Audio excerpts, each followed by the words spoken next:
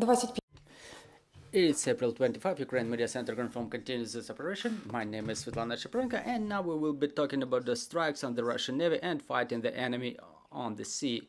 Joining us online is Dmytro Pletenchuk, head of the Center for Strategic Communications of the Defense Forces of the South. Mr. Dmytro, good afternoon. Hello, studio. Hello, dear guests, dear spectators. So, Mr. Dmytro, the enemy has resumed the systemic shellings of Odessa. What are the consequences of the latest attacks, and what are the goals they're pursuing by resumption of those continuous strikes? I apologize, I'm not hearing you quite well. Can you please repeat the question? Are you hearing me? Yes, once again, I apologize. So the enemy has resumed continuous massive strikes on Odessa. What is the aftermath of the latest enemy's attacks, and what are the goals the enemy tries to pursue with the attacks like that? Well, I cannot say that the enemy has ever withdrawn from its attempt of inflicting maximum damage on our south. I mean, both Kherson, that suffers the most, Mykolaiv, which is being periodically shelled, specifically its southern outskirts close to the Liman. They suffer from artillery strikes from Kinburn-Spit, Kotsaruba community, or Charkiv. They try to shell those areas from the Kinburn-Spit too. Odesa again, the enemy tries to attack using the rocket fire because the distance is longer.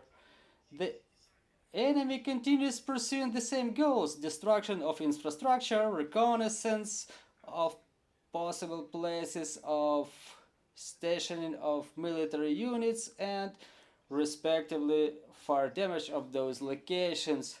We keep observing the reconnaissance drones in the air, which even reach the south of continental parts of Ukraine, where they are being destroyed, sometimes a couple of them per day. However, the enemy doesn't count those losses, and they continue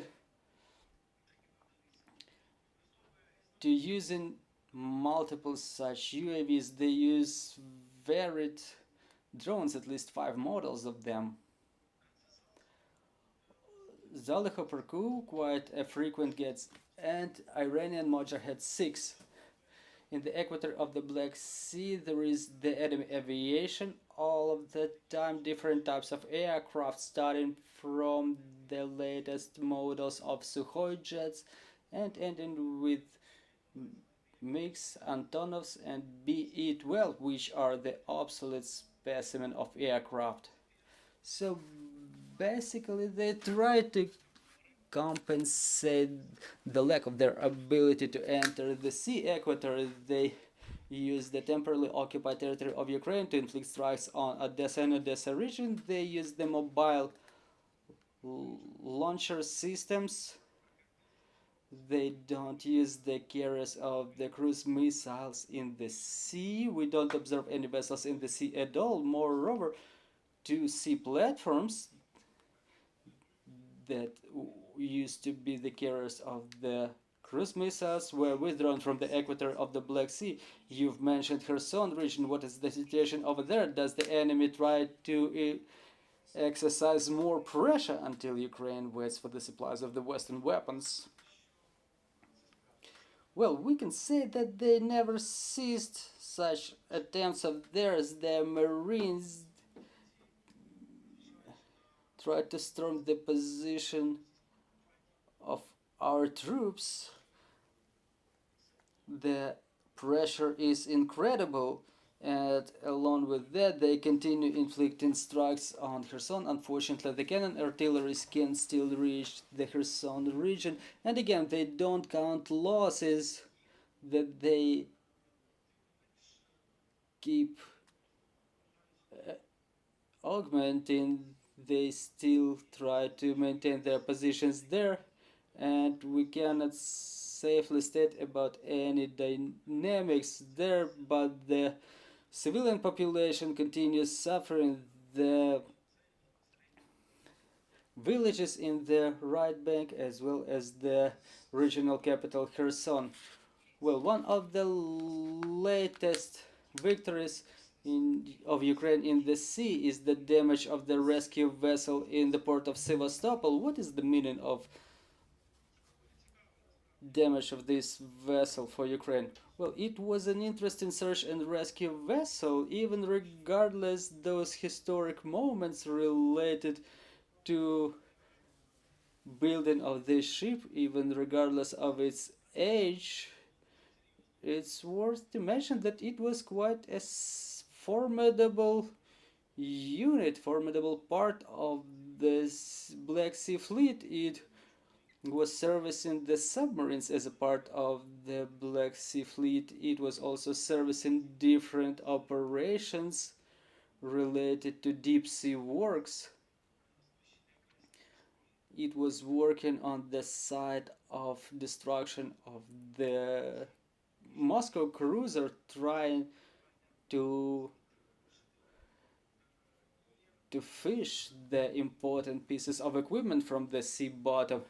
And not even that became the reason for it to become a target, but because Russian Federation is changing its tactics, they were just forced to retain sufficient number of vessels in the Bay of Sevastopol. Obviously not the newest ones, not the most powerful ones, but still they couldn't put them to Novorossiysk port.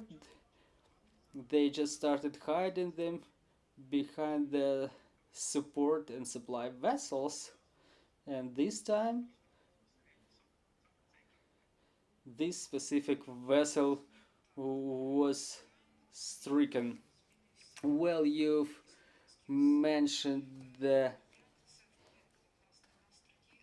change of tactics, so they've changed their navy commander.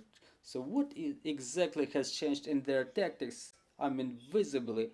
Well, first of all, we have to remember that Russians always try to copy the best practices, they try to copy us. It happens both on the ground and in other theaters of battle operations, and respectively we can expect them to attempt to develop their unmanned aerial vehicles. They were making such statements, but we haven't witnessed any real machinery so far. But their propaganda says that they already wield a couple of models. That's the first thing. Secondly, they try to compensate the absence of the fleet in the sea by the aviation, using which they accompany or convoy the ships, they do the reconnaissance, they fly along the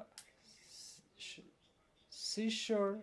They use different types of aviation, including rotary wing aviation and B-12, which is not so fast, but it can be used to patrol the equator. So yes, they continue doing the reconnaissance even under conditions when they were deprived of such instruments as A-50 aircraft, reconnaissance vessels. This is why the airspace is quite saturated by all those aircraft in large quantities. And again, they try to compensate the absence of the ships, resorting to the use of mobile launch sites.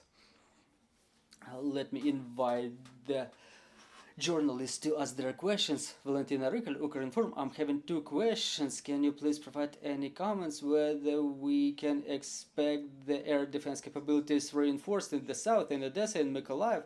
And now that we know that Russians are preparing another wave of offensive, can you describe whether the threat will increase for Odesa in this relation? We're talking about the air defense. We keep making these statements to our partners openly, and we keep informing the public that yes, we have a problem with air defense systems, but again, the results of destruction of kamikaze drones are incredibly high, even statistically.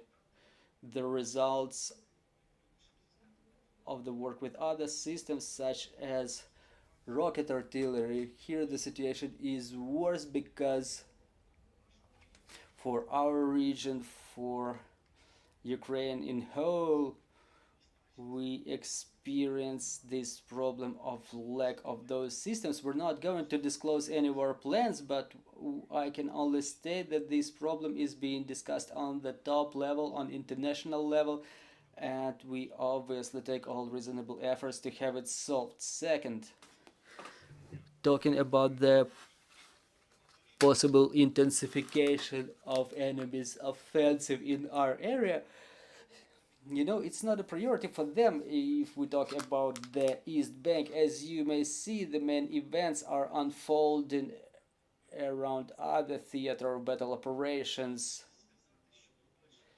So we cannot say that we see any signs of creation of any offensive forces. At least I don't have any information in this regard. Thank you very much, Mr. Dmytro. Let me remind you, joining us was Mr. Dmytro Pletenchuk, the head of the Center for Strategic Communications of the Defense Forces of the South, and we're putting together the schedule for the rest of the week. Thank you for staying tuned. Glory to Ukraine!